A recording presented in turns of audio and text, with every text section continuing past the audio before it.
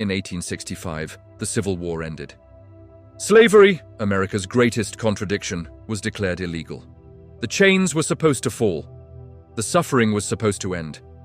But for millions of Black Americans, freedom existed only on paper. Because while slavery was abolished in law, it quietly survived in practice. This is the story of how forced labor continued in the United States long after emancipation. Not through plantations, but through prisons, laws, and fear. This is slavery by another name. After emancipation, formerly enslaved people were left with almost nothing. No land, no money, no protection. Promises like 40 acres and a mule were made, and just as quickly broken. Southern states, desperate to regain control and rebuild their economy, began rewriting the rules. They passed laws known as Black Codes. These laws criminalized everyday life: unemployment, loitering, vagrancy, being poor, being black.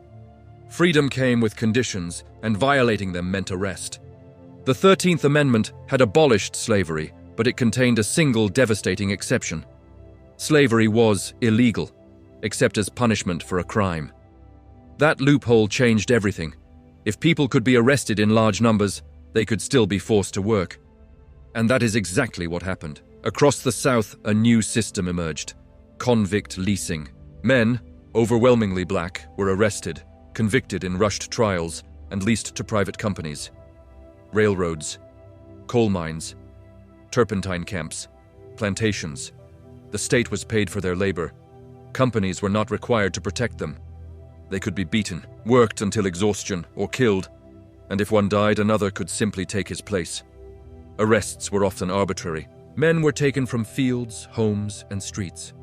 Trials lasted minutes, if they happened at all. Once sentenced, escape was nearly impossible. Convicts were chained together, guarded by armed overseers, and worked from dawn until dark. Families were torn apart once again, this time under the authority of the law. For those who avoided prison, another trap waited: debt peonage. Landowners offered food, housing, or supplies on credit. But wages were kept low, prices were inflated. Debt grew faster than it could ever be repaid. Workers were told they could not leave until the debt was settled. Trying to leave meant arrest. In practice, this was slavery, just without the name.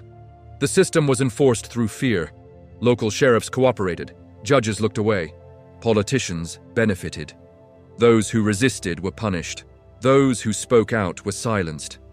Violence made sure the system continued. This wasn't hidden. It was open, visible, and largely ignored.